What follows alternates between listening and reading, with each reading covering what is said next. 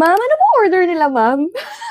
Ang tagal ko nang gusto magkaroon ng figure na to ni Gon kasi sobrang kulit lang talaga ng concept niya. So aside from it being a figure in itself, ballpen din siya. Sobrang kulit lang talaga nung nakaisip nito. So tara, buksan na natin to at tignan natin siya both as a figure and also kung paano ba siya as a ballpen. Based on the videos na nakita ko na dito, alam ko mas mataas pa talaga yung height niya kaysa sa box na to eh. Kaya ako nai-excite kung ano ba talaga siya. So yan yung buhok niya. Grabe, sobrang haba ng buhok niya. Tapos ito naman si Gon mismo.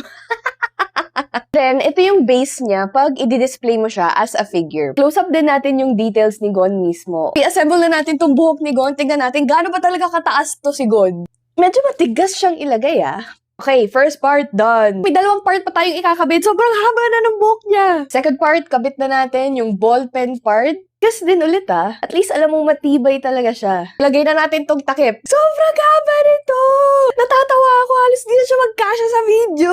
Sige, display muna natin siya as a figure kung paano siya. Ito na lang guys, para makita nyo kung gaano talaga siya kalaki pag nakalagay sa table. Ganyan siya kahaba Ito yung dulo niya. Face ko for reference. Pero kailangan talaga nakalagay siya sa base kasi malalaglag siya pag hindi. Boom! Ang ganda niya pag nakalagay sa base. Pero di ko alam kung saan siya ilalagay. Di siya kasya sa second shelf ko. Saan ko ba ilalagay ito guys? Lalo akong natatawa kasi hindi naman talaga nakakatawa dapat tong scene na to diba? Kasi it encapsulates Gon's rage, him taking all of his future Nen just for that moment. It just shows how deep his rage was.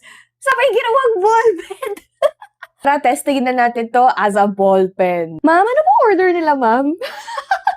In all seriousness ang hirap niyang gamitin kasi sobrang bigat niya. Bawat stroke ko, pumipitik si Gon, lumalaban siya. Not recommended as a ballpen. Pangit ng sulat ko, Ito na yung pinakamahabang ballpen na nahawakan ko sa buong buhay ko. As a ballpen, Gon gets a 0 out of 10. Ang hirap niyang gamitin, sobrang bigat tong portion na to. But of course, as a figure and as a concept, 10 out of 10 talaga siya. At ang ganda ng details niya, ang ganda ng molding, the paint is also clean. So kung Hunter x Hunter fan ka, this really is a must-have sa collection mo. Dito ko nga pala nakuha tong Gon figure na to. Sobrang bait nila, accommodating. Di ko sure kung may stock pa sila nito Pero kung may stock pa sila nito, kung ako sa inyo, kumuha na kayo. So ngayon, tulungan nyo ako guys. Saan ko ba i-display tong figure na to?